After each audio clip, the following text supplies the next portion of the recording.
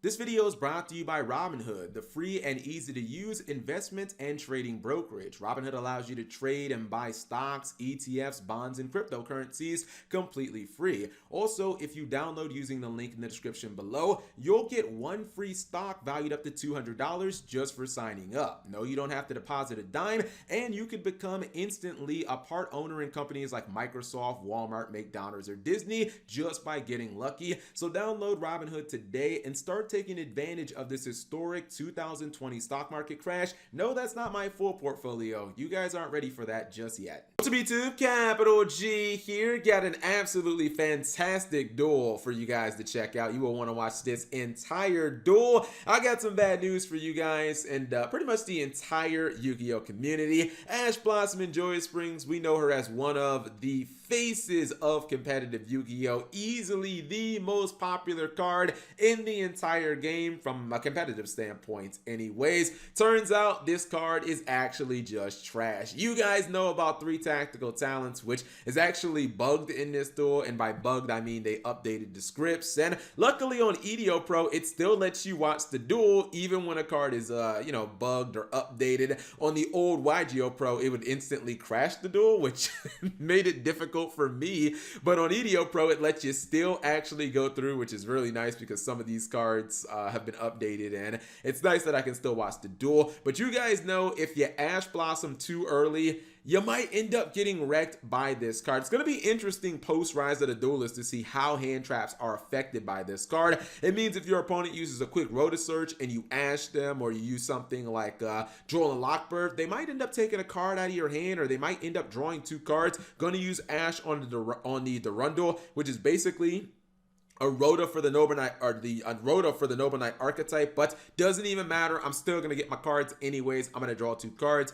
then go for ISO. That'll get me a search, which is nice. And then I think the Bamboo Sword might activate as well, and he's also going to be able to activate Renault. So the advantage is going to come back. Now, it's not nearly the explosive plays that I've shown you guys in the past with Noble Knights, but it's still a pretty good play when your main search card did get Ash Blossom. Plus, this build is running some cards that I don't know if I would run, but that's neither here nor there. Anyways, let's see what Black Wings are going to do. And by the way, Black Wings still have enough firepower to win this duel easily. Anytime I see double whirlwind, I always harken back to like the first video I ever uploaded. If you guys have never seen that regional deck profile, man, when I made top 8 with Black Wings, you guys need to watch that. It's like the first video I ever uploaded. I opened with double whirlwind so many times at that Charlotte regional, and I never lost a single duel when I opened with double whirlwind. I was just bopping fools back then. The good old days of 5Ds. Anyways, double whirlwind right now is just as powerful and potent, probably even better, because some of the extra deck plays you can go into now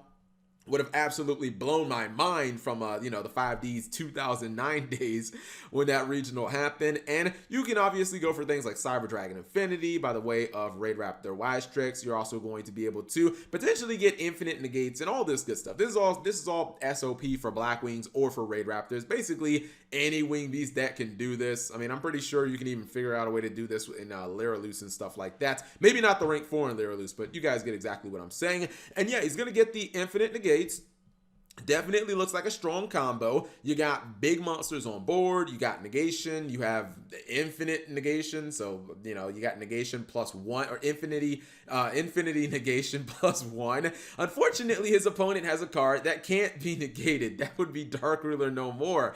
And this is a mistake, by the way. Moving forward, post 3 tactical talents, if you have all of your effects negated and you can't use them, you probably should not activate a monster effect, because just by activating this Apex Avian, if your opponent has a 3 tactical talents, you have now activated a monster effect, and this means they can use it, they can change or heart one of your monsters, or take a card out of your hand, and guess what? That's exactly what's going to happen in this turn. See, you could have just sat back and not used any effects, but he foolishly keeps trying to use the Apex Avian knowing that it's not going to resolve, so I don't know why you keep using it, tries to use it for a third time. Hey, if it didn't work the first 2 times, why not try it a third? The Golden Bamboo Sword is going to allow them to draw in the 3 tactical talents, and again, this is why you don't activate monster effects if you don't need to. Now, the Ash Blossom, I mean, that was fine, but gonna lose a card out of your hand. Then he does have that Smoke Grenade of Thief cheese that I showed you guys before. You use that with Emperor Charles. You can actually use it during your end phase, and you can use it with Emperor Charles on field.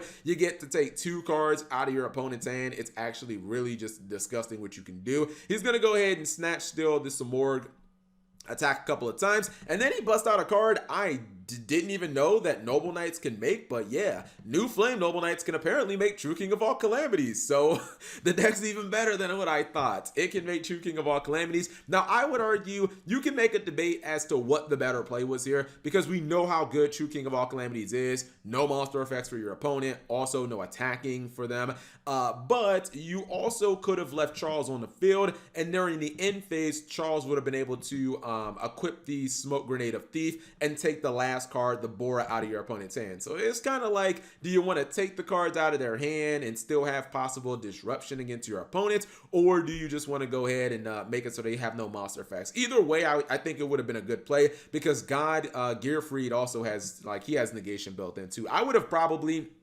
left my 2 monsters on field, but his opponent is, in my opinion, pretty screwed either way. His opponent would have only been top decking to Monster Reborn. I'm not sure that that gets him out of this position. He is going to get actually a big monster. He gets the Chidori, the Rain Sprinkling? Yeah, the Rain Sprinkling. However, if he's able to drop the God Gearfried again, it's not gonna matter because it has non-targeting removal, and this guy's attack points don't matter when you just snatch steal it and put it as an equipped card in that back row, and that's exactly what he's going to do. Goes battle phase, give me that monster, and then his opponent is just going to scoop it up. So yeah, both players definitely had some impressive turns. I think that, you know, they really showed what they can do. I had no idea that, you know, the Noble Knight or the Flame Noble Knight deck can make this. I think it's because I really wasn't thinking about God Phoenix Gearfried being a level 9, but that's even more horrifying that Noble Knights have this insanely high ceiling, and then if they aren't able to, you know, like use that negation or those big monsters to win the duel, they always have this as, you know, a theoretical trump card that they can use. So, and you know what's interesting?